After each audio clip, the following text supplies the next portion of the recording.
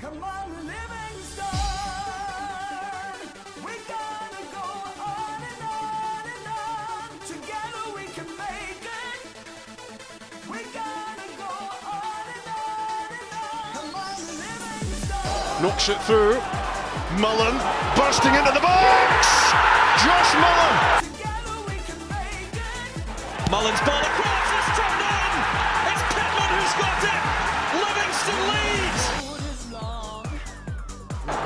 Can they get the ball back in? O'Brien. Lead! And Livingston have the lead! Man, can score.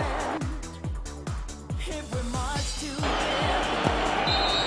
The full-time whistle blows and David Hayes celebrates! And the Livingston fans join in exultation. Come on, Livingston. Livingston have the lead against Rangers, and they are certainly rising to a few occasions on their return to the top flight in Scotland. Come on, Livingston. We gotta go. Hello, you're listening to Talk Livi, the podcast dedicated to West Lothian's finest football team, Livingston Football Club, and proudly sponsored by Starnet Apparel. And today we've got a very, very special episode because we have won 2 games of football over the weekend for Livingston. Euan Rankin, how are you doing? I mean, I'm ecstatic. I didn't know how to react on Saturday night. I'm not gonna lie. I was fully expecting to put a nil in the column when I was doing the full-time graphic after the game on Saturday night. I was genuinely baffled. It's the first time we've scored 2 goals in a game since our last victory in October against Motherwell as well.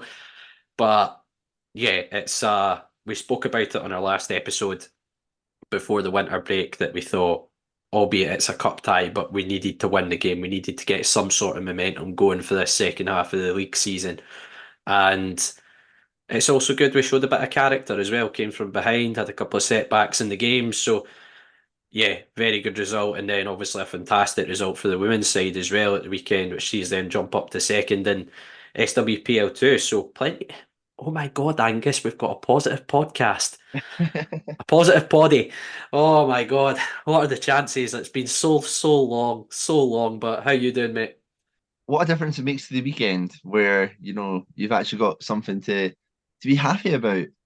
That's an insight into the rest of my life, I guess. But, but yeah, I think that hopefully the listeners in that can sense a little bit more optimism in our voices and stuff like that. They might think that there's 2 new hosts or anything like that. But yeah, hopefully, it's going to be good to have, some positives overriding the negativity on the podcast this week for sure, which has been quite a long time. But as always, you can search for Talk Livi on your preferred podcast streaming site where you can follow or subscribe so you don't miss an episode. You can also catch all of our episodes that we've done up to date on there as well. We'll kick things off by discussing a long-awaited victory as the Lions came from behind against Raith Rovers to secure their place in the 5th round of the Scottish Cup. Our women's side were in action against Kilmarnock and would record a crucial win to see them jump to 2nd place in the SWPL2. And finally, the Lions faced 2 crucial home games as we welcome Dundee and Ross County to the Tony Macaroni Arena. We'll discuss our thoughts ahead of these big games.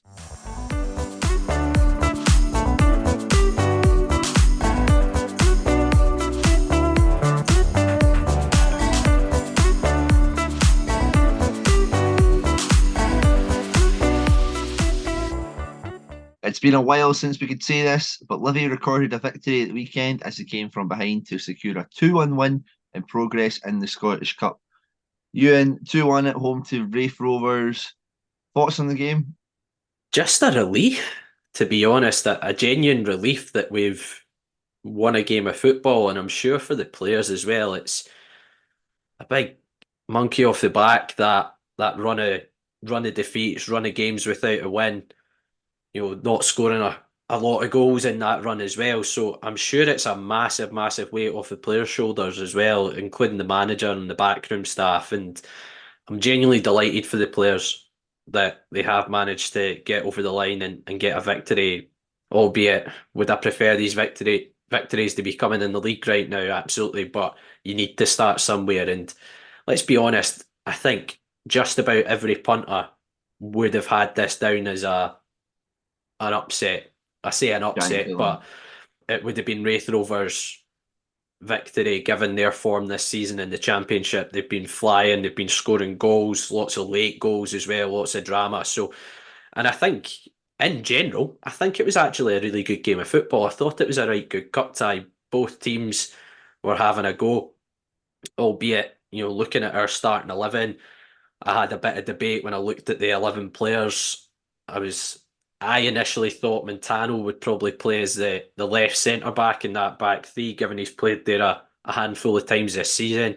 And I thought Sangari might play on the left hand side, but I got that one wrong, and Sangari played at left centre back. And I have to say, the first 20 minutes, I think we were lucky to still be in the cup tie after 20 minutes, to be brutally honest with you, Angus. Jack Hamilton came back to haunt us. Such a basic goal from our point of view. The back three is all over the place. Simple ball over the top. Jack Hamilton's ran in between Devlin and Nottingham to get in behind, and I have to say Shamal George has to be doing better with that. The shot straight at him. It's not the most cleanly hit of strikes either. I think there's so many things with that goal. Such poor defending from our point of view. But to be fair to Shamal, he pulled off a save shortly after that. Decent kind of point blank save from him. But as I say, I reckon we could have been 3 or 4 down in that opening 15, 20 minutes. I thought Raith Rovers came out the traps flying, as I kind of half expected them to, and I thought they were a really good watch. I'm not surprised by what pundits have been saying about them this season, that they have been really entertaining to watch, because you could see that with how they started the game. But we did have a couple of kind of half chances as we were trying to get back into the game. Mikey Devlin had a header which ended up going well wide, but we then get a penalty, for me totally against the run of play, albeit Andrew Shinnie I think does really well to win the penalty initially. And it's a nailed on penalty. I don't think there's any debate with that. And for me, there was no debate about Andrew Shinnie going up and taking the penalty, given that he tucked away the last one against Hearts. But I think he's almost tried to be too cute with it and almost get it inside the side netting, and he's ended up dragging it and hitting the post, and it's bounced back out. The penalty woes have returned once again, but it was quite funny. Folk around me going, "Why is Shinnie hitting it? Why is Shinnie hitting it?" And I was like, "Well, he literally scored one 2 or 3 weeks ago, so it's not that the big. last game that we were here. Yeah, exactly. The last game we were here, I think you'll find they scored the penalty. So it was kind of that discussion round about us, but we did end up making a change to our shape, which I think was desperately needed. And it kind of ended up coming about because of Christian Montano coming off the park injured. Hopefully that's nothing too serious for Christian. He's had a really stop-start campaign this year. But I don't know how much the tactical change was down to necessity or if it was down to genuinely try to get a foothold in the game. But regardless, it had the desired effect within almost about 5 or 10 minutes of making that tweak. Corners come out to the far side. Dan Mackay, who had come on the park, who I thought was fantastic on Saturday. Dan puts in a great ball, deep cross to the back post, and Jamie Brandon's there. And he's done everything right. He's taken the touch. He's got his head down, drilled the ball back across the face of goal, and he's found the far corner. And we're back in the game at that point. And as I say, I think we showed a lot of character at the weekend to get back in the game and dragged ourselves back into it. And I think the second half, it was a proper cup tie. I think both teams were going for it. Stephen Kelly probably had a couple of our better opportunities up the top end. One where I think is it Dabrowski and goals for Raith Rovers. And then he had one which was cut back by Dan Mackay's, blazed well over. Liam Dick had a strike which Shamal George has tipped over the bar. But we do get that winning goal, and we've been crying out for wide players this season. It kind of starts off on the right-hand side, works its way to the left-hand side back in. Mackay's not been able to get the ball out his feet. The ball's then broke out to Stephen Kelly, who, with that tweaking shape, that 4-2-3-1, was finding himself on the left-hand side. But we did actually see a lot of that from Stephen Kelly last season. In spells, he did play kind of left-hand side. And he puts in a fantastic ball, and Dan Mackay's managed to get the header, heads it down into the corner. And I think we showed, again, a lot of character and a lot of professionalism in how we saw the game out. Taking the ball to the corner, not overcommitting players and just making sure we were in the hat for the next round. But I think for me, the biggest positive is seeing that change in shape. And we've spoke about it for weeks, Angus. We spoke about it for weeks that we felt we needed to almost simplify the game, go to that 4-2-3-1, and you almost feel a little justified when you do see the players come back. And I think the players just looked more comfortable when they went to that shape. I think we started to knock the ball about a lot better, mixed it up a bit at times, but I think we did start to work the ball a lot better than we have been in previous weeks. But there's a lot of positives to take from that. Yeah, touching on the shape, simply to begin with, and as like the first 20 minutes shown, we don't have three quality enough centre backs to be playing in that kind of shape. And I think for even them, you could see. I think the likes of your Michael Nottingham even played a lot better as we went back to the back four as well. It just seemed a lot more comfortable there. Whereas in that first 20 minutes, it was quite shocking, to be honest with you. I think we almost could have conceded two before they actually did score their first one, and their first goal came in about 4 minutes for that. We were getting absolutely battered, and I think that the defence was having a really tough time with it. But yeah, as you say, going to the 4-2-3-1, allowing the likes of Shinnie and Holt to kind of drop in deeper, get the ball, and fire the ball into the feet of like the kind of wingers or kind of the strikers as that as well, was so much more beneficial. And I think that's how we end up getting the penalty. You can see us, knocking the ball around the park very nicely, and then it ends up breaking down, but we do win it back, win the penalty straight off the back of that as well. And I think that was the encouraging signs. I think there was a couple of fans getting a little bit agitated by the fact that we were being a little bit more Patient. conservative with the ball and stuff like that. Yeah. Which I guess that when you're 1-0 down to a championship side, there's always going to be fans who are kind of bemoaning anything that kind of happens, to be honest. But I think that showed that, and I think it showed that kind of everybody that, when we actually do get the ball that down, we can actually play some really nice stuff. And, that again, we've talked about the personnel that this team has. I mean, you had Andrew Shinnie on the park, you had Stephen Kelly, Dan Mackay at the time. Even Big Curtis, I thought, was doing really well getting the ball into his feet, and he was protecting it very well, won a couple of good free kicks, and he was bringing players into the game as well before he went off injured. And yeah, just very pleasing to see in that aspect. And then I think it's a good goal that we get as well. Dan Mackay again, out on the wing, keeps the ball in play, puts a cross in, and it's a cross into a dangerous area. And Jamie Brandon's making that advanced run. Does Jamie Brandon get up that far up the park if we've got a 5 at the back? Is he probably one of the ones who'd be a wee bit deeper? Probably so. So I think it's just like that, where even if like Jamie Brandon's going forward, it means that a defender's being occupied by a winger, and then the fullback's coming up as well, and it's giving them an option it's giving them a decision to make essentially. So we could talk about this. I think every single kind of thing that we've talked about. I mean, you're on open goal just there, saying about the kind of like formation and the tactics and stuff like that. The piece that I did for like Sky as well, kind of bemoaned the tactics more than anything in that as well. Speaking to most people who are Livy fans as well, that's been the issue. I don't think anybody actually genuinely has an issue with the majority of the squad that's playing. It is just how we're being set up, and I think that Saturday's showing, what can happen, and hopefully this is something that's going to be a mainstay for the rest of the season now. Yeah, as we say, we touched on it on the last podcast in that, yes, it's a cup tie and there's an importance to it in terms of revenue.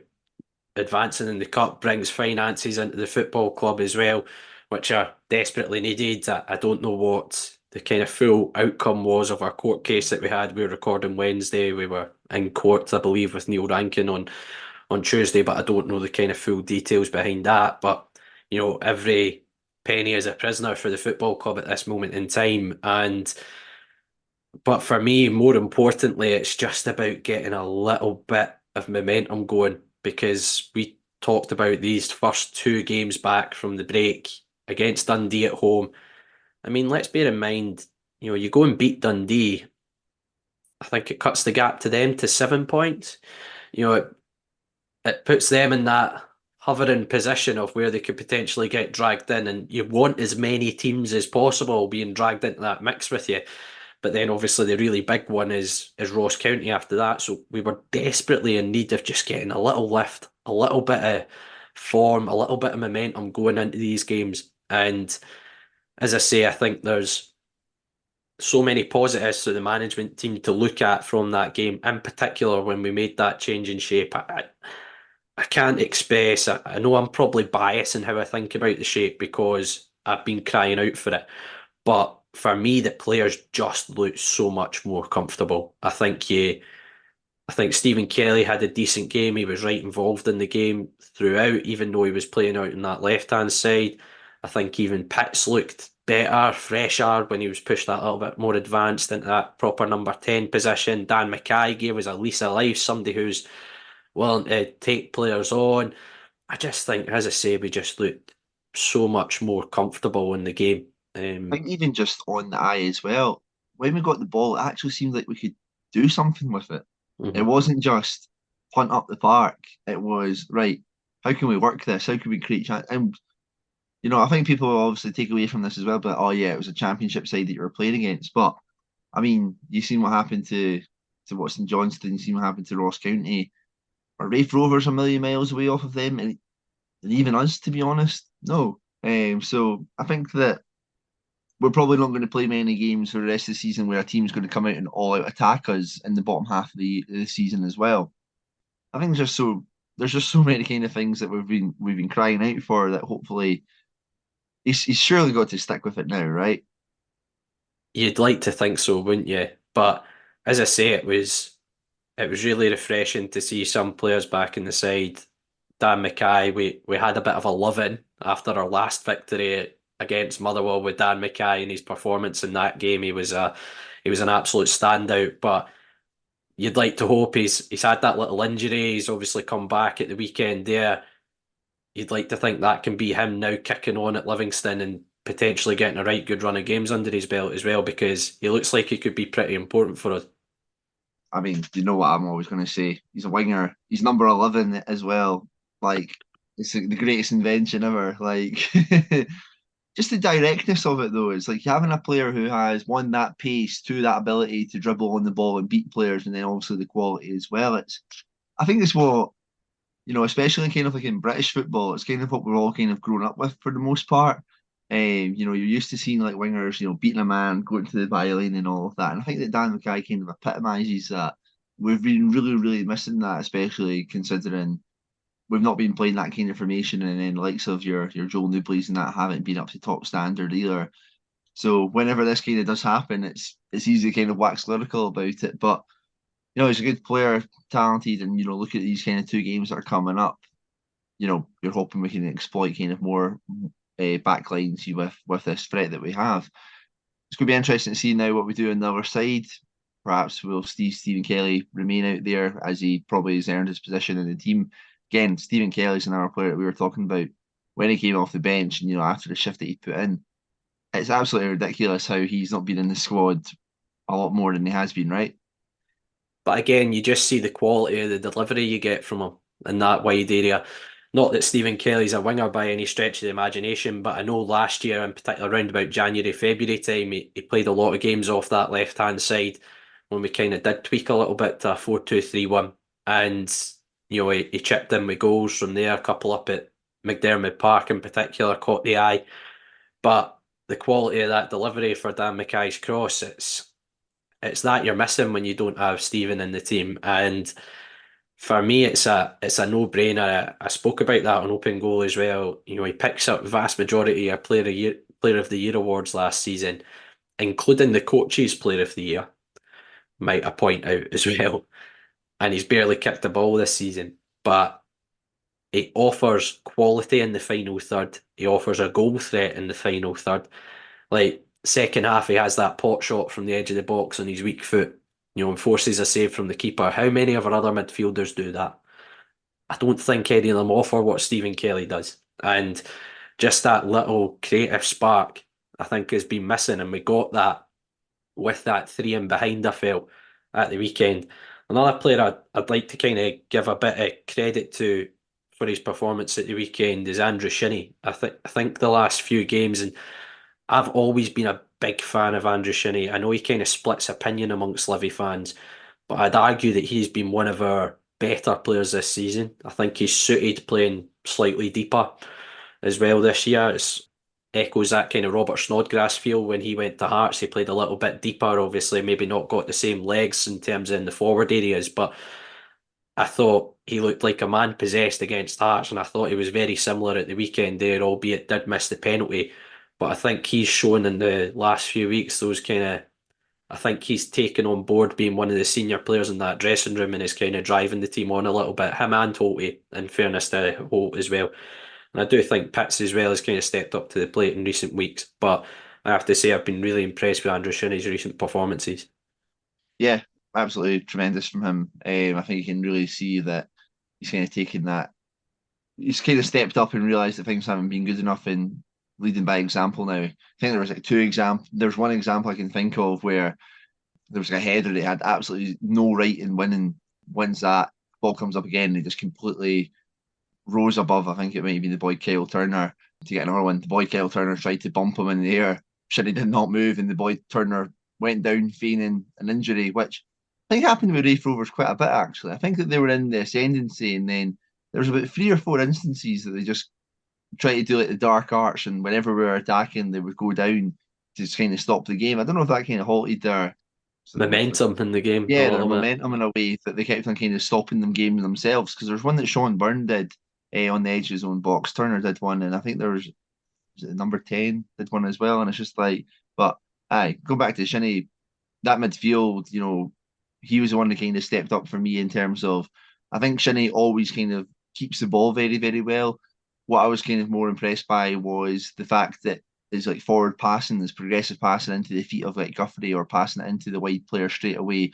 He was breaking those kind of lines that we've not really kind of seen. Because literally all we've been doing is kicking from the centre half to the striker. The midfield's kind of been at bypass for a lot of the time. But having, again, as you say, going back to that change in shape, Shinnie and Holt can drop deep, they can play bounces off of one another, and they can connect to other players. It just works so much better, and on the eye, so much better as well.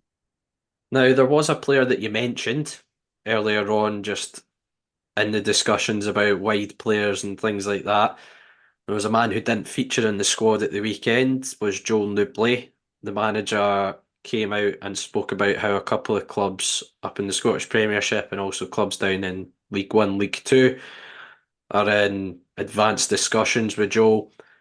I can't imagine what clubs are paying a substantial fee for Joel at this point up in Scotland, but we were getting tweeted from guys involved with the EFL coverage on Sky Sports, and I think Exeter City was one that is the one club that's been named to have a clear interest in him. What's your thoughts on Big Joe moving on? For me, it's exceptional first 18 months in Scottish football, but the last 12 months have been almost the complete opposite. It's been pretty disappointing from the big man, I hate to say. That's entirely fair. And I think that because of that, you're kind of okay with it. If Joel had left in the January after like a year ago, then you would have been like, oh crap, like what are we going to do? It's not that same player now, though, is it? Like, in all honesty. I think that's what's kind of like a shame about it is, though, because you look at when Joel, obviously had that great spell at Arbroath and then came to us and was very good as well for that kind of year.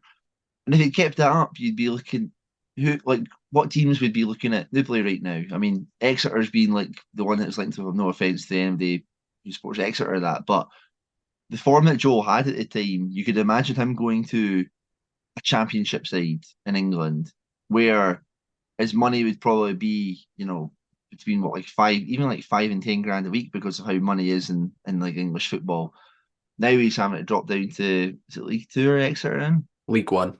League One, which isn't a million miles away to be fair, but I think that just, he could have had a more glamorous kind of option on his hands in all honesty. But if he does go, then we'd obviously wish him the best. I think it comes to kind of like a warning sign though that a player has kind of like a journeyman career and it seems to be good starts that he has and then maybe peters off at the end. But he has given us some great moments and yeah, it frees up a wage for us, brings in some much needed money to the club as well. So yeah, it'll be one of the rare ones that we actually do get a little bit of money, even though we probably should have capitalised a bit earlier on him.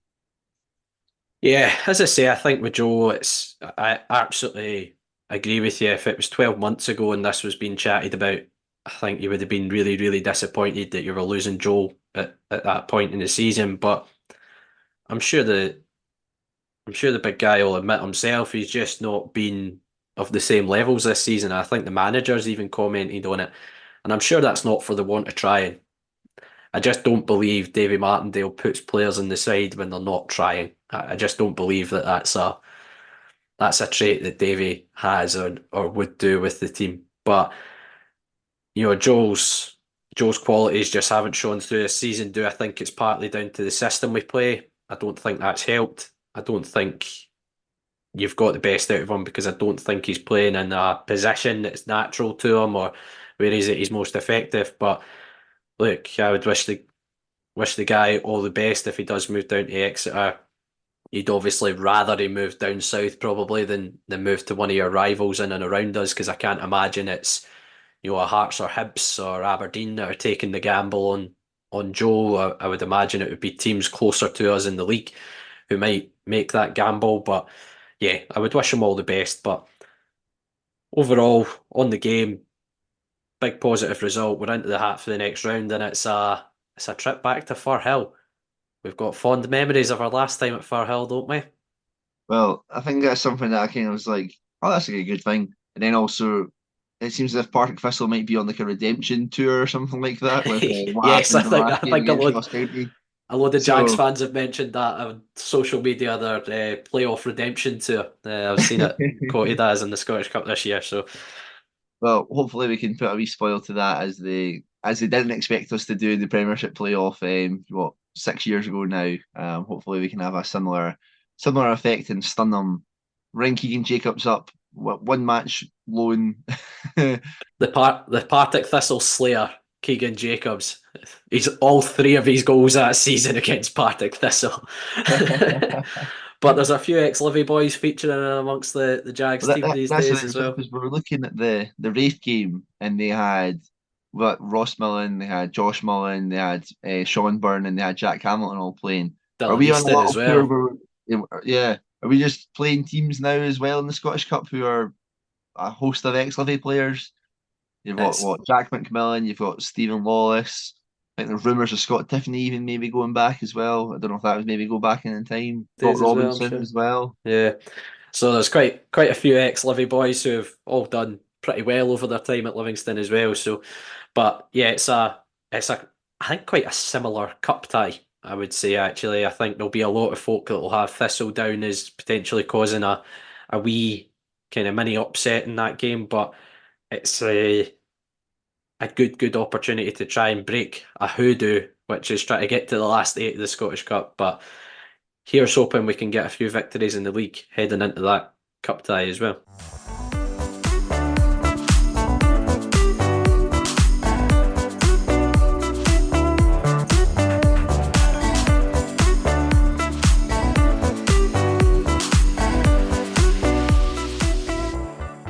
We're delighted to have Strana Apparel as sponsors of Talk Livi.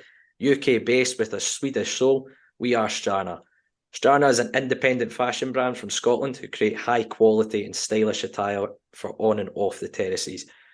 Inspired by terrace culture, lifestyle and music, all their clothing is designed using quality materials and workmanship to combine the very best style and fit. And all of this means you get a premium quality fashion at affordable prices while enjoying a simple and secure service. As a bonus for Talk Livy listeners, you can get 10% off your order using the code TalkLivy at the checkout.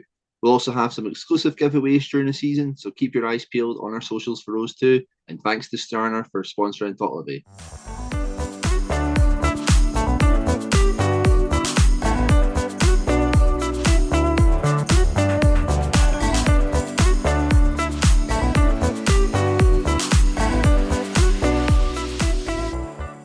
The Lionesses were in action as it was El Plastico in West Lothian against Kilmarnock. A single strike from Courtney McAvoy would seal a crucial 3 points for the ladies. Angus, just briefly before we started recording, it's obviously a massive victory for them, sees them jump up to second in SWPL2, but it wasn't a particularly great spectacle from what you were saying. Hard fought victory. Yeah, the conditions were absolutely horrendous, Ewan. The rain and the wind was absolutely torrential, and it did not let up at all. And I think that it can be quite hard in a game like that to kind of properly, get like a foothold in the game and stuff like that. And it just kind of became a bit of a slug, in all honesty. I can't really think of us having too many chances in the first half. I think there was one that Barry Monroe did really, really well to hold the ball up in turn, played through Lucy Watt, who maybe kind of rushed her chance where she's kind of taken what could have been a one-on-one a wee bit too early from outside the box, and it's went well wide.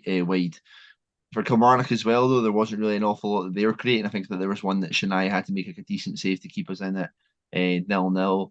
And yeah, the first half was very much just kind of like both teams just trying their hardest to kind of try and do anything with the ball, but it just wasn't meant to be with the kind of conditions that the game had. And yeah, great sympathies for everybody involved in that, because it did not seem like a fun time as well. I could even see like the substitutes being told to warm up, and they're looking at outside being like, "Oh, do I have to?" But yeah, going into the second half, I think it was all just kind of about, if the quality wasn't going to be there for whatever reasons and stuff like that, it was just important to remain resolute and solid. And I think that that's what we deserve a whole lot of credit for, is that we managed to keep Kilmarnock at bay for the whole game. The back line were mopping everything up very, very well. Jess Tash and Bryony doing very well. Courtney, Shan Mulligan and Raywin Murphy in the middle of the park as well, working tirelessly to not allow any kind of players to go through. I think Kilmarnock are one of the top goal scorers this season. You can see a lot of glimpses from some of their players that they have the quality to kind of punish teams, but I think they were doing very well and tracking every run. We weren't letting any kind of loose balls over.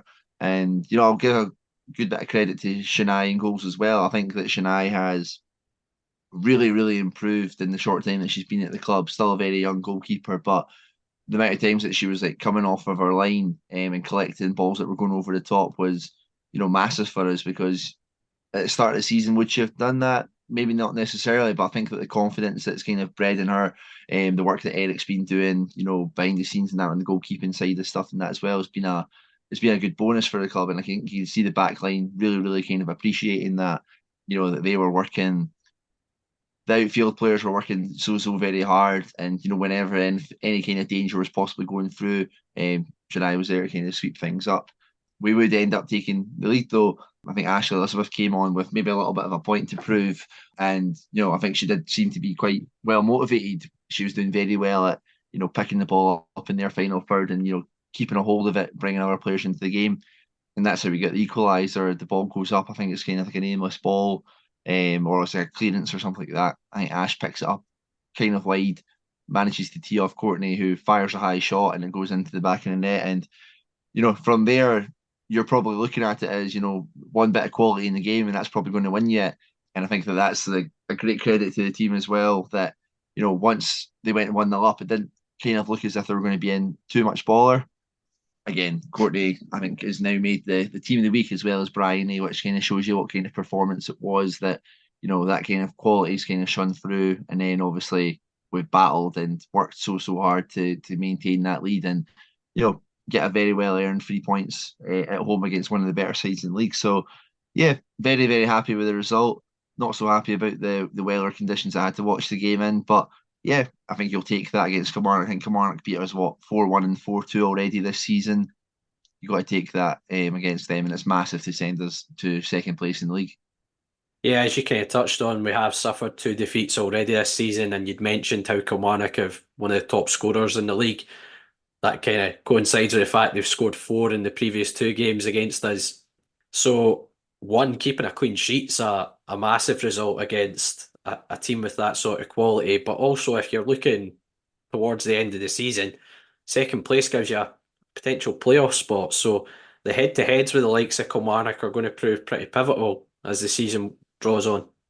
Yeah, absolutely. And even just in that race kind of for the second place as well, you look at it, Boroughmuir dropped points at home to Glasgow Women, which was a bit of a shock. I think it was like an own goal and a penalty, which showed that a game that you probably wouldn't expect Boroughmuir to slip up on. They ended up doing so. Queen's Park also lost to Gartcairn, which was quite a bit of a shock, which even cuts the gap from top to second down a little bit as well. So, it's just kind of good to see, the competitiveness as the league was really, really shown this weekend.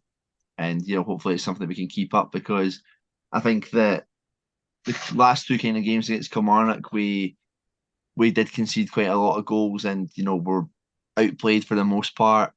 This time round, though, I guess that shows a little bit of improvement on our behalf, that, we've made it a bit of a battle for them, and, it's us who've come out with the 3 points with a bit of quality coming from our end.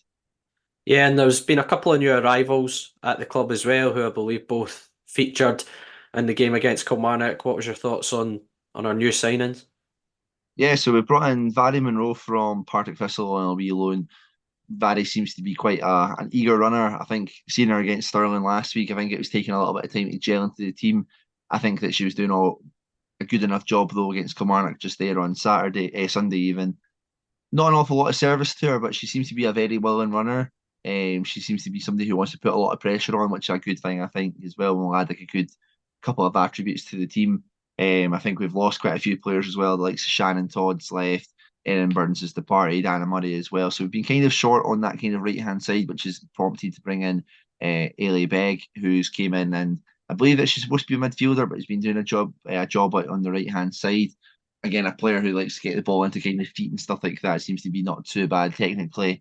However, the two games for these two new players have been one in the snow, and then the second one being in the torrential wind and rain and stuff like that. So, yeah, hopefully we'll see a wee bit better from them. Well, not better from them, but just more from what they can offer when, the conditions are better and when we're playing to our kind of maximum capacity as well.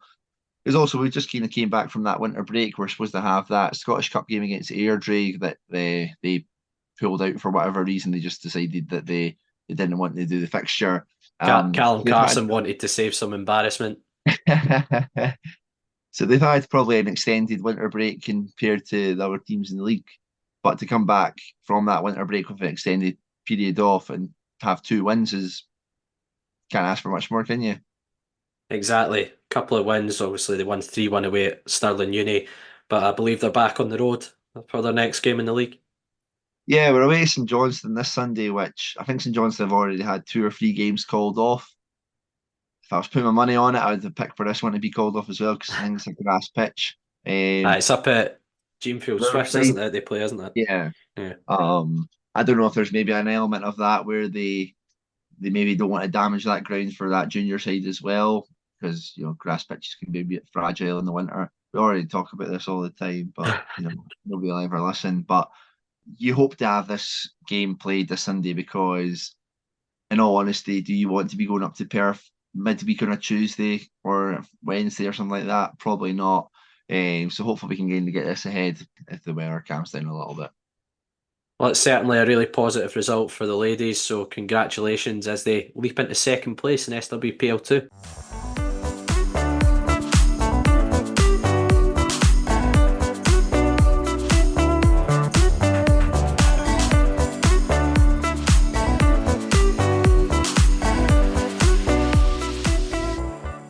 Next up for the Lions are 2 crucial home games, with Dundee being first up as they visit West Lothian.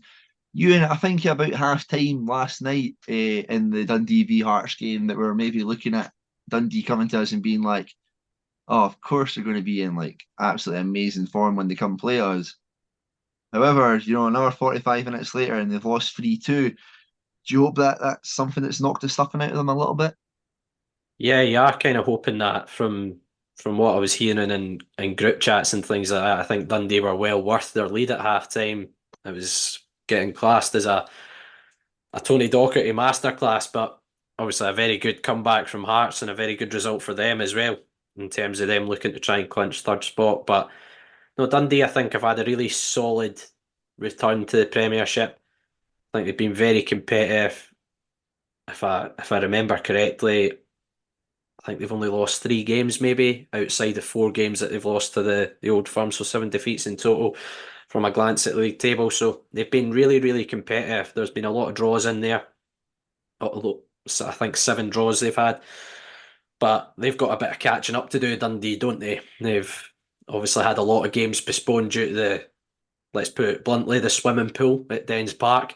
So they've got a bit of catch up to do. So you'd be looking at how stretched is their squad going to be over the next few weeks as they try and get their backlog of games played, and they'll be coming to our place, I'm sure, pretty confident that they can come and take 3 points, having already beaten us there earlier in the season. Joe Shaughnessy double, and then quick fire, they beat us at Dens Park as well. But I spoke about this really briefly when we were talking about the Raith Rovers game.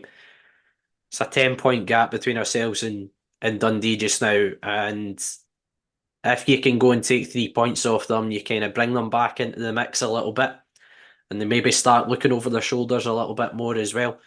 So I think it's a really, really important game for ourselves, in particular the fact that we've then got Ross County on the Tuesday. Again, it's a momentum thing. You want as much momentum as you can going into these big, crucial games. And would a draw be the worst result? Probably not, but I feel over the course of the season it's maybe not going to be enough. I do think we need to go and take 3 points against Dundee at the weekend. But they've certainly got players who can cause a few problems. Lyle Cameron, young lad who's come through the academy at Dundee, really impressed with him. I think he's got bags of potential. Luke McCowan's received a lot of plaudits, and we saw the quality that he offers up at Dens Park. Superb free kick that won the game there. And they've added a few players here or there, Curtis Main being one, who kind of Scottish football fans will all be aware of what Curtis Main offers. Big workhorse up top, very physical, endless running. When I've seen him, I've been quite impressed with the boy Bakayoko as well at times. I think he's a bit of a handful, and they certainly caused us problems back at Livi earlier in the season too. And another player, having spoken to Ethan Hampton, who's been on the podcast a couple of times last week when I was doing Open Goal, was sitting next to Ethan, and he was bigging up Boateng in the middle of the park, and kind of spoke about that when we last played Dundee. I think he made a massive difference in the game when he came on at half time in the middle of the park, started controlling the game a little bit more for them.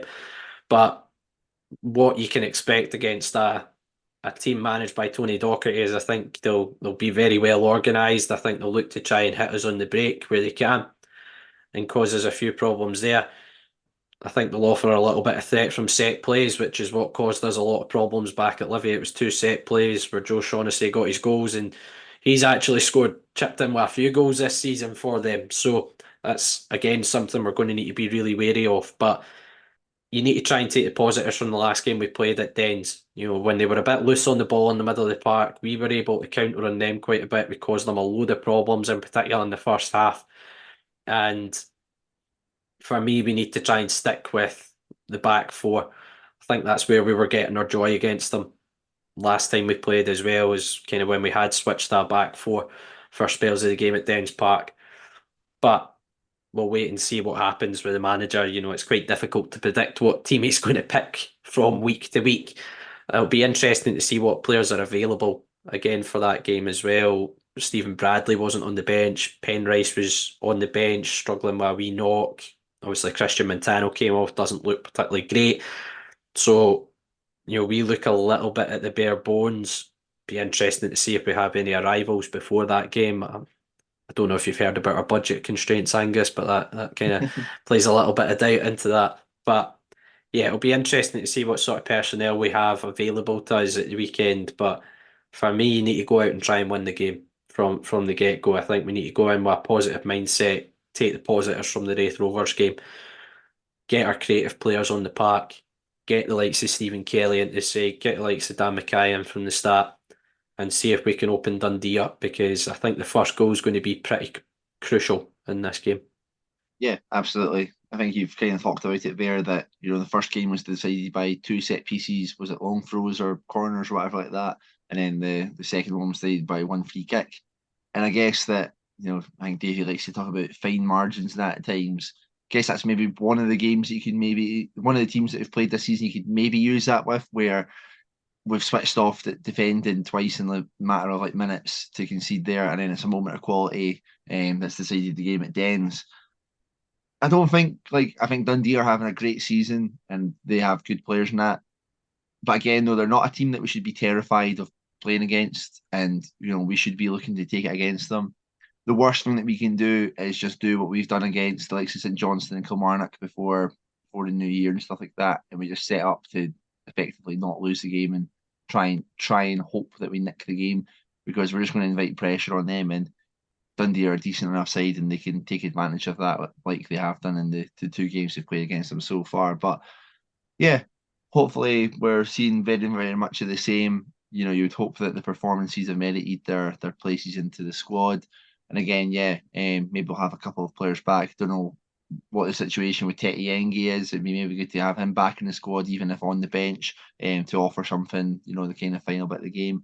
Curtis Guthrie also came off as well. Like you maybe have to start with Bruce Anderson, which you're not overly opposed to, and really, really does mean that we have to kind of get the ball down and play actual football with it, because if we're going to punt the ball up to Bruce against the likes of Joe Shaughnessy and stuff like that, then you may as well just say nothing, in all honesty. So yeah, hopefully the positives from that game against Raith have been ringing through, and the standards that are being set by like Shinnie and Holt and stuff like that can continue as well. Yeah, you kind of mentioned Tete Yengi there. I thought he had a very positive cameo when he came on against Hearts, and funnily enough, again doing open goal. Andy Halliday spoke about Tete Yengi and being really impressed with him when he came on in that game. He came off with a knock when we were over in Turkey on our unsuccessful defence of the Titanic Cup. We'll not go into more detail about that. We only talk about when we win trophies. But yeah, so it'd be interesting to see if we can get him back on, at least in the squad, as an option, because he certainly offered something a little bit different, I thought, to what we've got available to us. As you mentioned there, with Curtis Guthrie coming off, it would appear it looked like a concussion as well, so that'll probably put him in a little bit of doubt, I would imagine, for the game against Dundee. We'd probably see him come back into the squad, I would imagine, for Ross County, but as you say, if that means Bruce is going to play, where Bruce has really thrived at Livingston is service from the wide areas, and that screams that you need a Dan Mackay playing one side with another option the other. I'm really hoping James Penrice is back in the side, given that Christian came off at the weekend there. Penner's at left back. That's not a dig at Sangari. I actually think he settled down in the game against Raith Rovers when he went to left back. Still a wee bit erratic at times with the ball, but Penner's has been huge for us this season. He's been the real kind of standout for me. So hopefully, only playing maybe 15, 20 minutes in the game at the weekend there allows Penner's to get back up to full match sharpness and into the starting 11. But if we're looking at a prediction, Angus, what are we going for?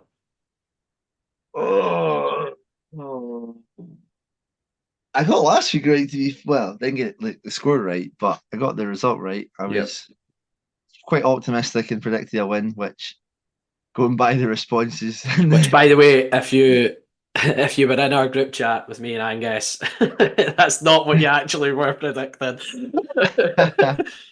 Don't know what you're on about, mate. I'll continue to be positive. I'll go for a 1-0 win for us. A big 1-0. Me 1-0. The revolution's begun. I'm going to be a fence sitter. I'm going to be teetering on that fence, which in these windy conditions is a brave, brave, bold move. I'm going to go 1-1 is what I'm going to go for. Yeah, did you not hear that the Livingston are back? I know, and I've predicted us to score in back-to-back games. I think the first time all season. So I'm going to go 1-1. But that brings us on quite nicely to what's, let's be honest, a 6-pointer at home to Ross County. This game being rearranged from early December. And are we getting Ross County at a good time? Their manager, an ex-Livingston player, Derek Adams, seems to be having a bit of a media meltdown since he's returned to Scotland. Talking about how Morecambe would be a force up in Scottish football, levels above. Then seemingly coming out and saying he regrets taking the county job again. I feel like this is for us. I feel like I've seen a manager who just actively dislikes their team so much. Since Troy Deeney, to be fair, actually. Maybe that's what they should go for next. But yeah, it's a weird one. To go back to see that Sky thing that we did for the mid-season report, I'm pretty sure the Ross County fans said for their predicted finish for 8th or 7th. I think that was kind of before a lot of these kind of like interviews have came out, and I wonder if that would maybe change a little bit now. But yeah, like what is he doing? We've obviously talked to great extent about how Martindale's negativity or his honesty has kind of brought a kind of like a negative influence on the club and stuff like that. Surely this supersedes that as well, though, right? Oh, it's definitely on a par. Your new manager's coming, and I don't know if it's trying to get a reaction out of the players, but at this moment in time, it doesn't appear to be working. And if anything, I think let's be honest, Derek Adams went up to Ross County with loads of credit in the bank before a ball was even kicked, given his previous two spells as manager up there.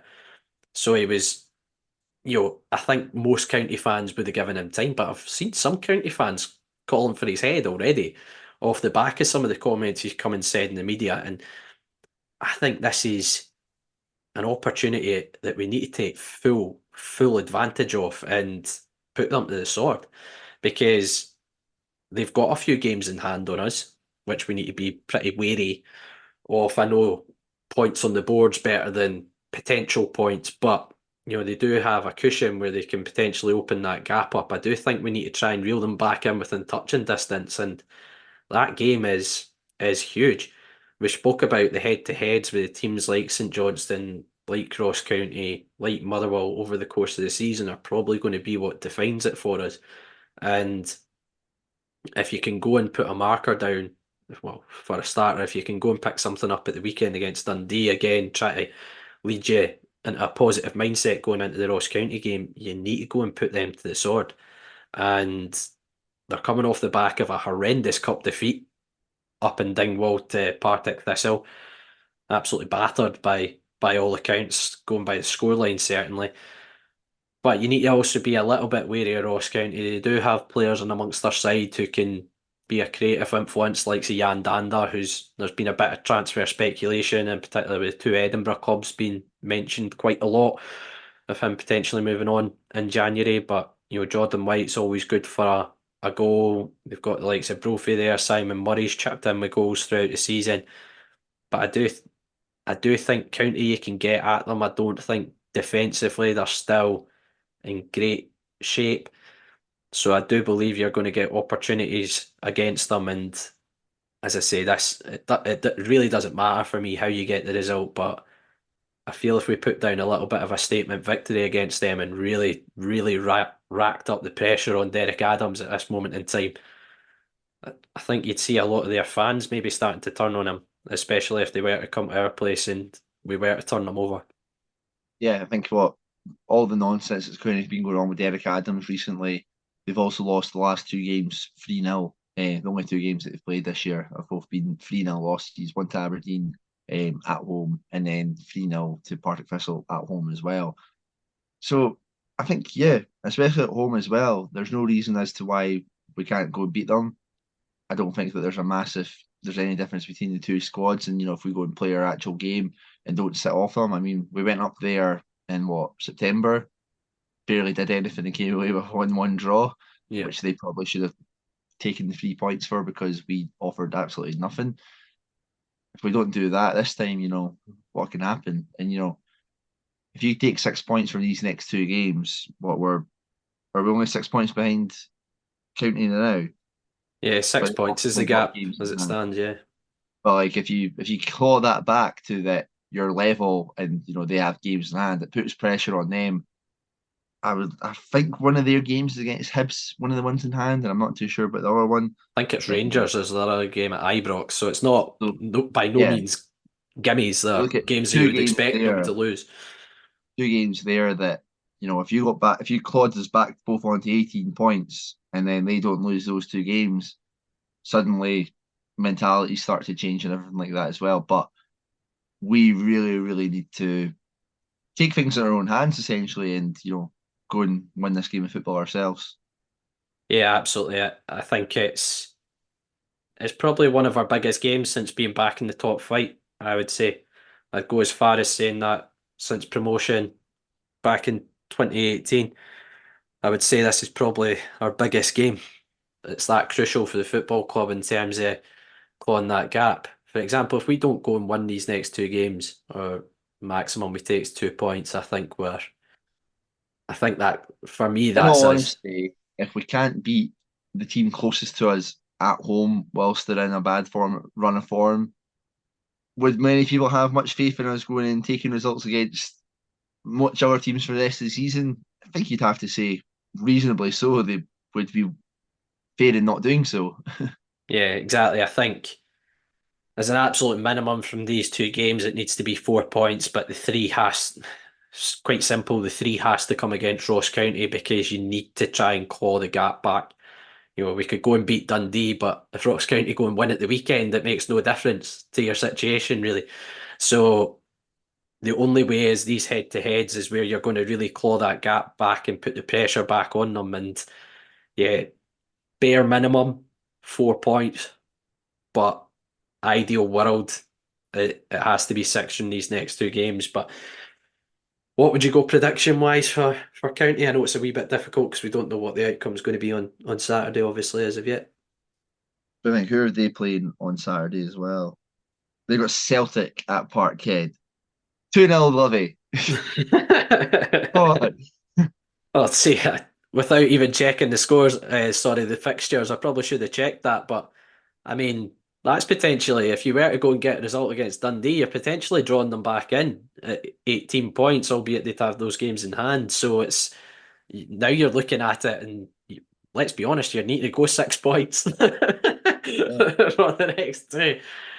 Try and put yourself in a good position. and then if it is Hibs and Rangers after that, suddenly that unsurmountable gap has disappeared. Yeah. So and hopefully those diddies up in Perth do the same. I'm going to be positive. I'm going 2-0 Livy. I'm going 2-0 Livy against County. And to watch Derek Adams moan about the quality of the game will be quite satisfying. And the pitch. The quality, the players. What else can he moan about? Debenham shutting down, Bubble shutting down. You wouldn't see this quality of surface at Morecambe. Certainly, you wouldn't see it. But look, I encourage as many Livy fans to get back down to the stadium for these next 2 games, because I really do believe that these could be season defining for the football club. And as me and Angus touched on that last podcast, wouldn't you mind a Great Escape Mark III, would you? And this could be the very start of it. So get yourselves back down to the stadium, get right behind the team. They've picked up a really good performance at the weekend, good result as well against Raith Rovers. So hopefully the mindset from the stands is a little bit more positive and, as I say, can get fully behind the team.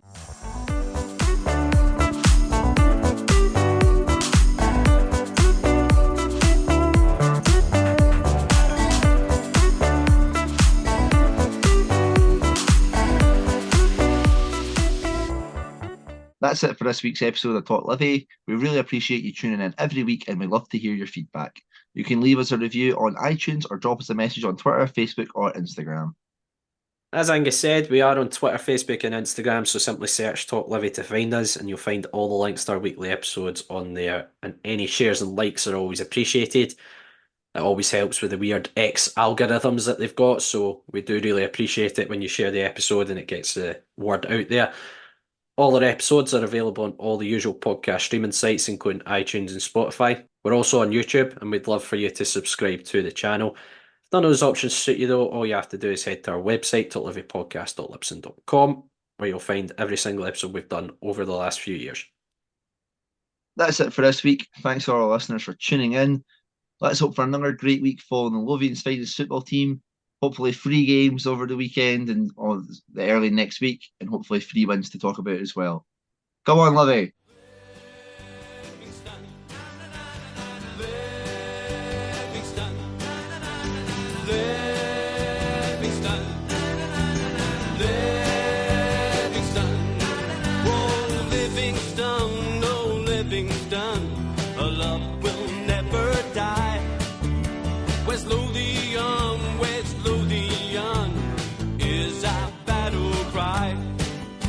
This is the place from which